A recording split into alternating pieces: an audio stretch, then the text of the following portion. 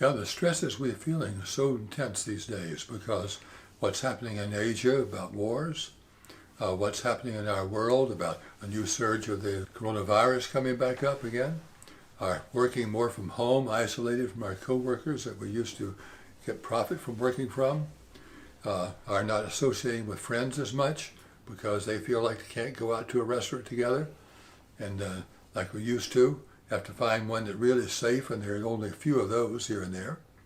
And so if we have all these different ways that create more stress now, with the economy, with illness, with the possible wars and so on, we need to find ways to reduce that.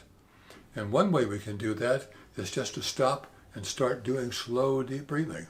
Why is that helpful? Because as I breathe out the carbon dioxide out of my lungs, then I make room to create more oxygen.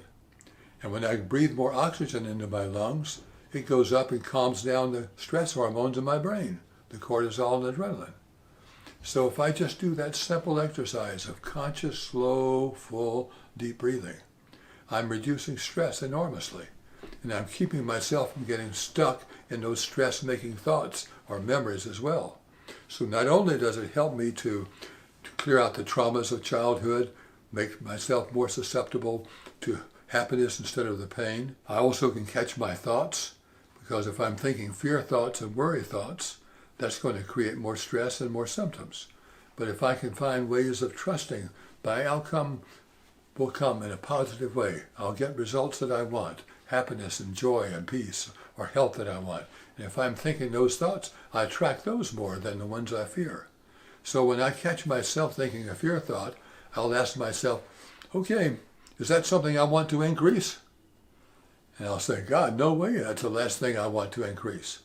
Then I'll say, okay, I'm going to banish that thought then, that fear thought, because I don't want that to increase.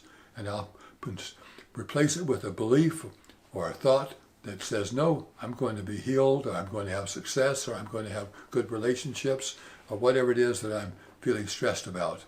I'm going to see that differently and attract that into my life. So if I can let myself see that I'm in charge of my life in so many ways, instead of thinking I'm a victim of the world I see, which is the way we can so easily fall into.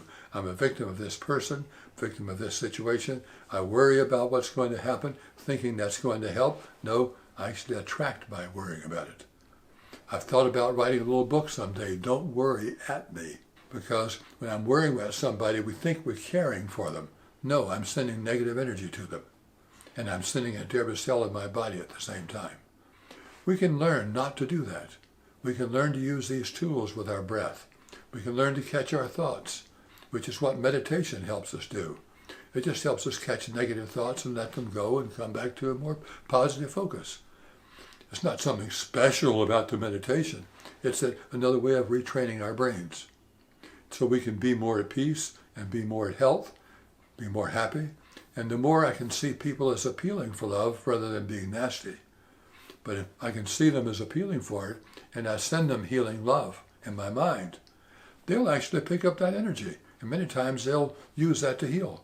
But on the other hand, it helps me feel better at the moment. I'm not focusing on the worry thoughts and the fear thoughts, which will create more stress and more illness for me. So we can take back our power to be in charge of our lives, how we see things, how we interpret them, and that's changing our reality that we're giving to them. And that can make a major, major difference in our lives.